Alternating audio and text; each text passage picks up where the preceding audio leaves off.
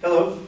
I am responding to Ms. Carmona's claim that breed-specific legislation is ineffective in reducing the risk of animal attacks and is not convincing enough because her evidence and her rhetorical strategies were not strong enough. This evening, I will explain why Ms. Carmona's arguments that BSL laws are flawed because animal attacks have been on the rise, that BSL is ineffective due to irresponsible owners, and that BSL produces costly consequences are not developed enough to be convincing arguments, and undermine her claim. The first claim was that BSL laws are flawed because animal attacks have been increasing. I will show how the arguments made were not enough to effectively convince the audience.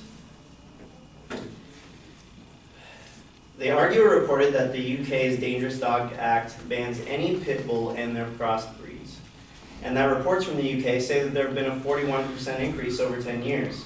This increase was reported by Hospital Episode Statistics, in which they took note of all the different kinds of injuries. This source was not cited in the original speech, and the arguer failed to attempt to identify why the increases even happened. According to a UK study done by UK pet insurance company Animal Friends, the most breeds responsible for attacks in 2015 were German Shepherds, followed by Bull Terriers, Border Collies, and Labradors. If the arguer had stated this data and made the inference that since recent attacks from legal breeds have been on the rise, it appears that it doesn't matter as much on the supposed violent breed as it does on the prevalence of the breed in the area. If pit bulls are outlawed in the UK, causing more people to buy different breeds other than pit bulls, the dog attacks are on the rise from different legal breeds, then the outlawed dogs are not the problem, thus making the breed-specific law inept at controlling dog attacks. The second argument about an increase in animal attacks was that Spain passed breed-specific legislation. There hasn't been any significant reduction in attacks since. This is somewhat irrelevant to our audience, since it's not even in the US. And because of this, the argument was inadequate and not convincing. The third argument was that many countries have proven BSL laws to be ineffective in reducing dog attacks in areas where the legislation is in place. Many cities around the world are implementing BSL laws. This was not an argument at all, but was simply an informative statement regarding the growing prevalence of BSL laws. Because of this lack of argument, the speaker failed to support their claim that BSL laws are flawed because of a rise in animal attacks. The source was also not given in this speech, so it cannot be trusted. Now that you've heard why the speaker's argument wasn't strong enough to support the claim that BSL laws are flawed because of a rise in animal attacks, let's look at why the speaker's argument about dog attacks being the owner's fault wasn't strong enough to convince the audience that BSL laws are ineffective. The speaker's second claim was that BSL laws aren't effective because it's the dog's owner's responsibility and inexperience that causes the attacks. It was stated in class that irresponsible owners who continue handling dogs negatively will increase the population of dangerous dogs and increase dog attacks. This claim wasn't supported by a source at all, so it was not convincing enough to be an argument. It was also stated that people who obtain a banned dog no longer register the dog, making them undocumented and untrained, and that BSL is only effective based on dog registration. This claim was also not backed up by any source and doesn't really show how the dog owner's irresponsibility and inexperience caused dog attacks. It rather shows that they were trying to hide their dogs. The speaker also contradicts themselves by stating that BSL is only effective based on dog registration. This statement says that if illegal dogs were registered, the law would be effective. If they are banned and destroyed when found, they cannot be registered. If they did register their illegal dogs, they would be killed. It would follow that based on the statement by the speaker, that if all of this were to happen, then it would be effective, which appears to go against the argument that is not banned breed that is at fault, but the owner's irresponsibility and inexperience. The speaker stated that now that you've seen why the speaker failed to establish cause of dog attacks on the owners, let's take a look at why the speaker failed to convince the audience why the law's costliness renders the law ineffective. The speaker stated that the creating and reversing and regulating process is very expensive and costs taxpayers about $68,000 per dog. Though this is an interesting fact, it doesn't establish how this cost renders the law ineffective. The speaker's last argument was that dog owners will resort to other breeds, making it harder to choose which breeds should be banned. She cited an animal law specialist named Safia Hussein, who writes about the rise in dog attacks by illegal breeds in areas where BSL was implemented. This information was never given, and so is thus not strong enough evidence to support the claim. The speaker also failed to bring this back to why BSL is too costly.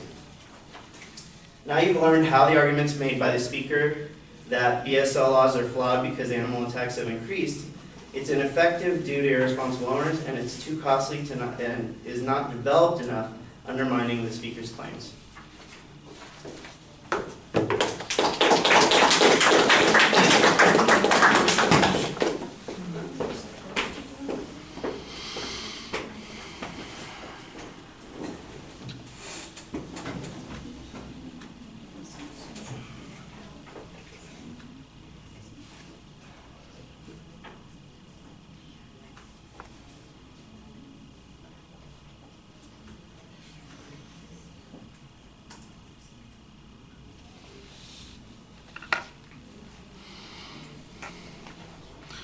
Well, we were having that conversation a while ago about what's confusing about the issue, and I think sometimes people are so caught up in focusing on what the other side says that they forget to explain, the basics of the argument. It comes down to this: the advocate didn't prove the point that these laws don't work.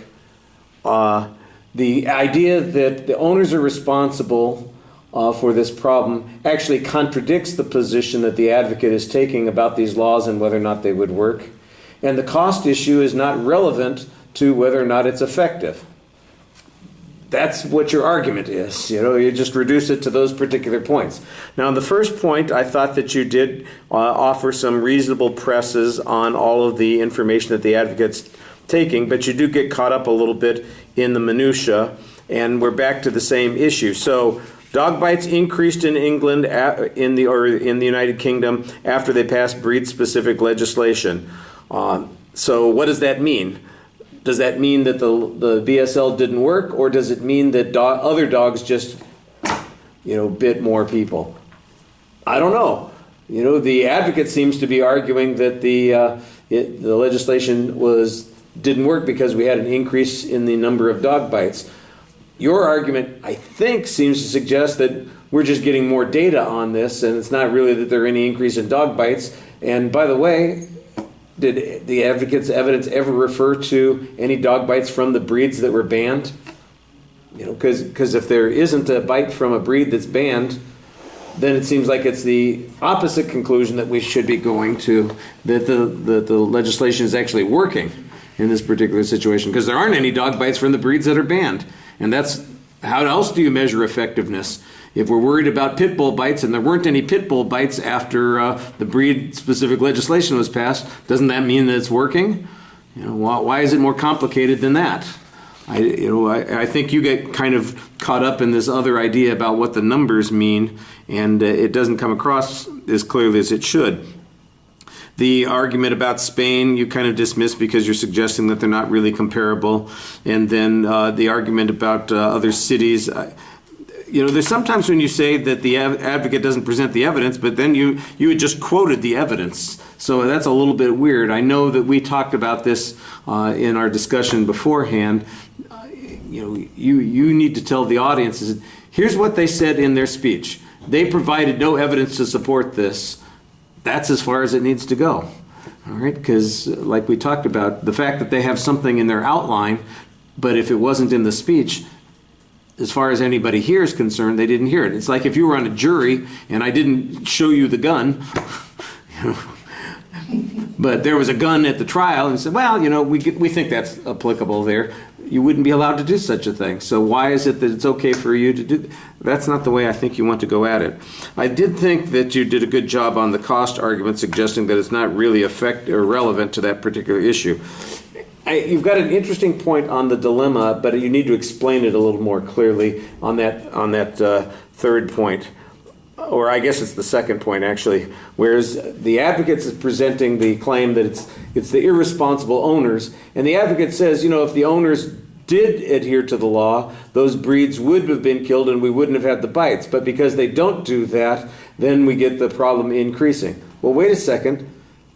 Doesn't that contradict their position, which says that the legislation would be ineffective? It's only ineffective because people are cheating on it, not because the law, not because it prevents dog bites. The advocate actually says in their argument that it works. You know, it would stop these things except for this loophole. Well, that's an argument that says we need to fix the loophole, not that the breed-specific legislation doesn't work. That's the position that I think you need to be taking. So you just kind of need to think about what is the argument that I'm trying to make here, instead of, you know, always thinking about the argument that they were making. Think about, well, what does this mean in the big picture? Kind of look at it from a broader perspective instead of getting caught up in the minutia. I think that would help a little bit in your presentation. All right, thank you.